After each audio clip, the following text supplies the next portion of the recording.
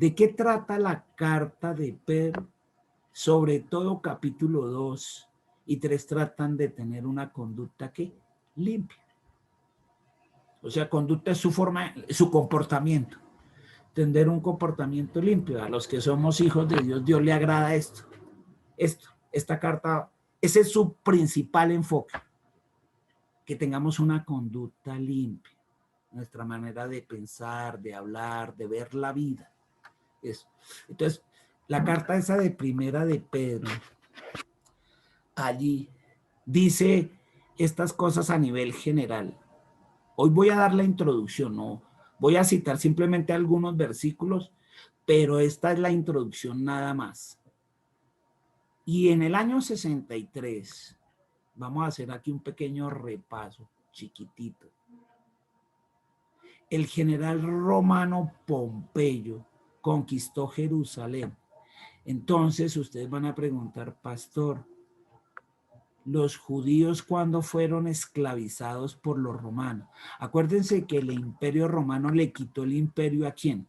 A los griegos. Ese que había logrado ¿quién? Alejandro el Grande, el griego es. Y los griegos se lo habían quitado ¿a qué? A los persas. Y los persas se lo habían quitado ¿a qué? A los medos. Y los medos se lo habían quitado ¿a quién? A los asirios. Y todos esos ¿a quién se lo habían quitado? A Egipto. Y así seguimos ahí para atrás en la historia de los imperios.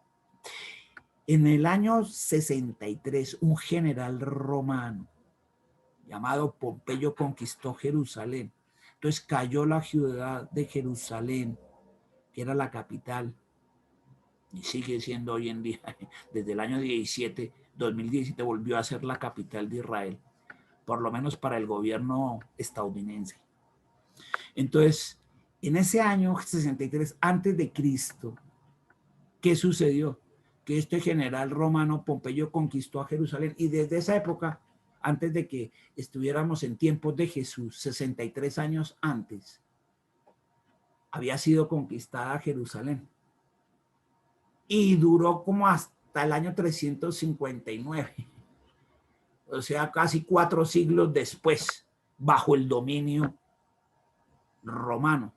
Imagínense los judíos con lo orgullosos que son y todos, tener que decirle a los romanos, sí señor, bueno señor, nuestro César es nuestro Dios.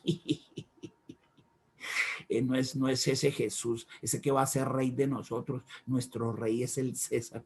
Tener que decirle eso se les atragantaba ahí en la boca, decir, pero nos toca. ¿Y sabe por qué? Porque ellos, ¿se acuerdan que unos siglos antes, o sea, 4 siglos antes del 63, habían sido esclavos allá en el exilio de los persas, de los medos, de los medopersas, de los asirios? Nabucodonosor, allá se lo llevó para arriba, esclavos, y eso no les gustó ni 5 porque estuvieron allá 70 años, para que 4 siglos después vengan y estén esclavos ahora de los romanos. Dicen, ay, no, salimos de los de Babilonia, allá son de Babilonia para caer ahora en manos de los romanos. Qué suerte tan parca la de nosotros. Uy, qué vaina tan horrible. Ellos, eso así. Así como los pasa a muchos, ¿no? Ay, salí de Guatemala para meterme en Guatepeor. Pues estos los conquistaron. Por eso muchas veces a estos, a los romanos y al imperio romano, se les refería a ellos como los de Babilonia, porque recordaban lo que les había pasado unos poquitos siglos atrás. Entonces los llamaban, allá los de arriba, los de Babilonia, pero no era que se refirieran a los medopersas y asirios, no, se referían a estos. Póngale atención. Entonces, desde ese año, desde el 63 antes del Cristo, desde ese entonces los judíos, llevados de un profundo odio y desprecio que Roma les inspiraba, sí lo ven, ¿no? Pero es que los detestaban a morir. Comenzaron a llamarla Babilonia. Ahora usted ya entiende por qué. Porque les recordaba los 70 años que estuvieron allá arriba en el exilio.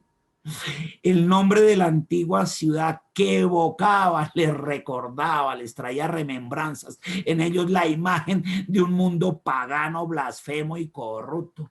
Uy, es que esos allá en la Babilonia, esos sí eran todos esos paganos, blasfemos y corruptos. Entonces, para colmo, los romanos, y los romanos, acuérdense, ¿se acuerda cuando usted ve Gladiador? Ese, Yo, capitán de los ejércitos de no sé qué, del emperador Marco Aurelio, juro por esta vida y por la otra que me vengaré.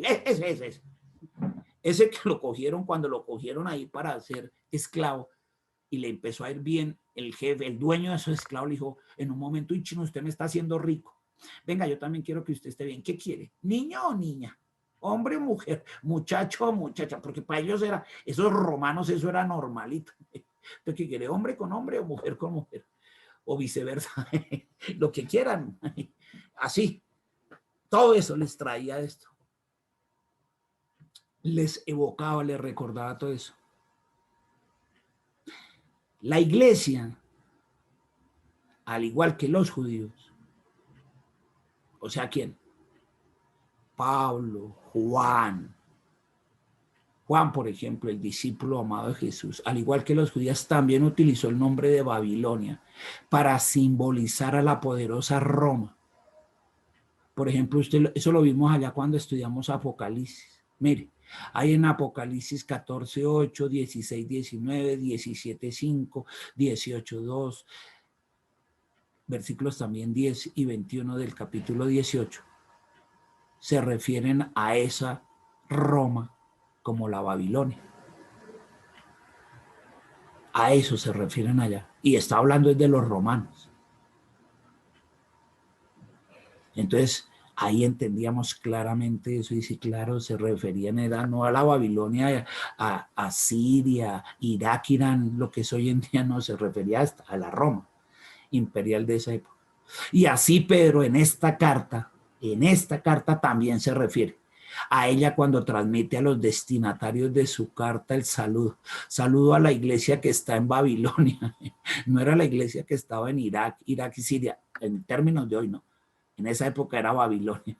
No es a ellos a quienes los estaba saludando a los de Roma, pero como en el argot judío llamaban a la Babilonia, a la Roma, entre ellos se entendían y decían, ustedes saben cuándo me refiero allá a la Babilonia, ¿no? Eso es como cuando aquí dicen la vieja esa, y uno dice, ¿sabe a qué vieja se está refiriendo? A la vieja esa. Entonces dicen, ah, ya sé de quién está hablando el pastor, de la vieja esa. Entonces dice, no ofrece datos que permitan identificar a sus lectores inmediatos. Tan solo dice que vivían expatriados. Entonces ahí en el versículo 1 de Pedro, él le dice, le estoy hablando aquí a la gente que está en Ponto, Galicia, Capadocia, Asia y Bitania. 5 regiones del centro y norte del Asia Menor, lo que actualmente es Turquía. No pinte esta vez el mapa, como en otras ocasiones, porque eso lo vimos harto en los viajes de Pablo. Allá la Turquía, allá donde está Éfeso, la Odisea, donde está Derbe, Listra, Antioquía, de Pisidia, Pérgamo, todas esas ciudades, esas, allá, en lo que hoy en día es Turquía. Probablemente se trataba de pequeños grupos cristianos, compuestos por conversos de origen gentil, o sea, gente que fue convertida extranjera y allá siguieron lo que empezó Pablo, las iglesias allá. Entonces, cuando a los judíos empiezan a estorbarle, les quemaron el templo en el año 70. ¿Se acuerdan que Jesús dijo, este templo va a ser destruido? No quedará piedra sobre piedra. Eso se cumplió en el año 70, después de Cristo. Esos expatriados fueron a parar allá, porque los romanos se la encaramaron, los echaron de su propia nación, le sacaron tanto la piedra a los romanos, que les quemaron el templo, solo quedó el muro de las lamentaciones que existe hoy en día, y a eso lo sacaron volando de su tierra. Y algunos fueron a parar allá, a esto, a lo que hoy en día es Turquía, allá fueron a parar. A esos que fueron a parar allá, es a los que Pedro les dirige esta carta, a esos, diciéndoles aquí la antigua Babilonia, es decir, esos romanos, porque como todavía eran hasta el año 359, fueron sus emperadores, pues la forma de decirlos, esa se referían a la Babilonia, así, y todos entendían, ya sabemos de quién está hablando allá, Pedrito, así se refería, allá. Entonces dijo, le estoy dando un saludo cordial a la iglesia que está en Babilonia, es decir, a la iglesia que está en Roma. Y en estos tiempos que Pedro escribe esta carta, sobre la década de los 60. Allá en Roma, ¿quién estaba? Pablo, que había sido llevado preso y tenía cárcel por cárcel. Inclusive Pedro va a visitar allá, a Roma. Por eso él se refiere mucho a Pablo, mi hermano Pablo, que ya les escribió en Tesalonicenses, que ya le escribió en Filipenses, y habla de mucho de mi hermano Pablo, porque como él estaba en Roma y se encontraban, pero intercambiaron y dijeron, a vainas, estos de la antigua Babilonia, y se referían a los romanos, para que si los escuchaban por ahí no se dieran cuenta. En general, debían su creación a la obra misionera del apóstol Pablo y a sus colaboradores. ¿Quién? La iglesia romana. La iglesia cristiana en Roma debía su creación a la obra misionera del apóstol Pablo y de sus colaboradores. ¿Quiénes? Lucas, Timoteo, Silas, Aristarco, Silvano, todos ellos. Allá reforzaron la iglesia cristiana en Roma. Aunque no se poseen indicaciones precisas acerca del tiempo de la composición de esta primera carta, se cree que fue muy cerca del año 64. Y en el año 67 Nerón ordenó matar a Pablo. Nerón, sí, ese famoso Nerón, ese loco que mandó incendiar Roma y que mandó matar a la mamá de él, ese emperador. Es que era así como loco. Es que también a todas estas mandó matar a Pedro en un circo, ahí, a las afueras, de esos circos romanos que había. Lo llevaron afuera y tracan. A Pedro también, o sea que Nerón se mandó bajar a Pablo y a Pedro. A casi nadie ese Nerón mandó bajar. A Pablo y a Pedro. Lo ordenó Nerón ese. Y los dos estaban allá en Roma, Pedrito y Pablo. Intercambiaban mucho estas cosas. Y hablaban de eso, de todo esto, de las cosas que estaban sucediendo. Entonces dice, se cree que fue muy cerca del año 64 en Roma y Pablo llegó en el 62, poco antes de la gran persecución que Nerón desató contra los cristianos de aquella ciudad. Sí, se le encaramó al emperador Nerón a todos esos. Y Pedro también. De hecho, Pedro lo mandó matar también Nerón, al igual que a Pablo.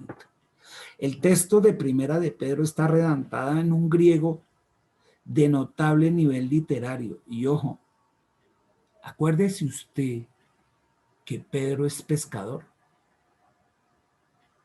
Era del vulgo.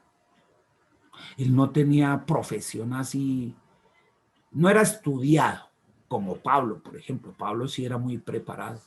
Lucas era médico. Silvano o Silas también, porque Silvano y Silas es la misma persona. Es como Pedro, Caifás o Simón, es la misma persona. Y entonces estaba ahí. Resulta que en el original esta primera carta está redactada en un griego muy pulido, con lo cual se cree que esta carta se la ayudó a escribir uno de esos colaboradores de Pablo a Pedro. Se piensa por el estilo literario que fue Silvano o Silas, es la misma persona. En 5:12, capítulo 5, versículo 12, aparece un dato interesante. Por conducto de Silvano os he escrito, dice mismo Pedro, por conducto de Silvano o Silas, yo les escribí esta carta.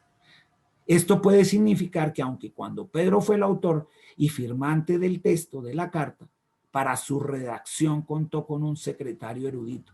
¿Quién? Silvano. Y ese sí era bien preparado, el Silas.